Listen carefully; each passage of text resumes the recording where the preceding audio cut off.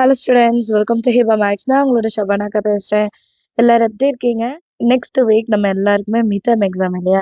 8th standard 9th standard படிக்கிற பசங்களுக்கு.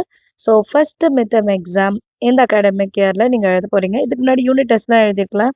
ஆனால் ஒரு 2 லெசன் சேர்ந்தாப்புல நம்ம எழுத போகிறோம் அப்படின்னா இது ஃபர்ஸ்ட் மிட் டர்ம்.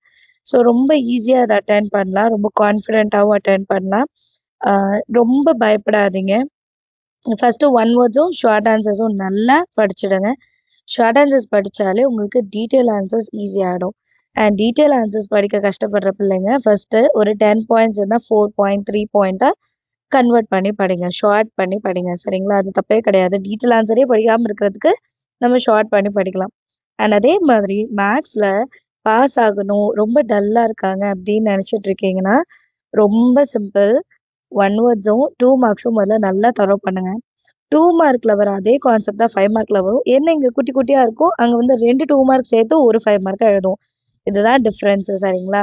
8th ஸ்டாண்டர்டா இருந்தாலும் சரி, 9th இருந்தாலும் சரி, நீங்க எப்பவுமே ஷார்ட் ஆன்சர்ஸ் நல்லா கான்சென்ட்ரேட் பண்ணுங்க. ஷார்ட் ஆன்சர்ஸ் முடிச்ச உடனே டீட்டெயில் ஆன்சர்ஸ் போங்க. இது ஏன் சொல்றேன்னா நிறைய பேரண்ட்ஸா பார்த்துட்டு இருக்கீங்க அண்ட் நிறைய பேர் வந்து டியூஷன் அனுப்பாம வீட்டில் தான் பார்க்குறோன்ட்டு மெசேஜ் பண்றீங்க. ஸோ நம்ம எப்படி நினைப்போம்னா டீட்டெயில் ஆன்சரே படிக்கல, இவன் 5 மார்க்கே படிக்கல, அப்புறம் எக்ஸாமில் எப்படி மார்க் வரும்னு டீட்டெயில் ஆன்சர் 5 மார்க்கில் வந்து கவனம் வைக்கிறோம். அது தப்பு கிடையாது. ஆனால் ஒரு டீட்டெயில் ஆன்சருக்கு அவங்க ரொம்ப டைம் எடுப்பாங்க. அப்போ பேலன்ஸ் இருக்க 2 மார்க் 1 மார்க்லாம் படிக்கவே முடியாமல் போயிடும். So first 1 mark and 2 mark நல்ல கவனம் வைக்கணும், நல்ல தரவு பண்ணும். அதுக்கப்புறம் நீங்கள் டீட்டெயில் ஆன்சர் படிக்க சொன்னீங்கன்னா அவங்களுக்கே அது ஈஸியாகிடும்.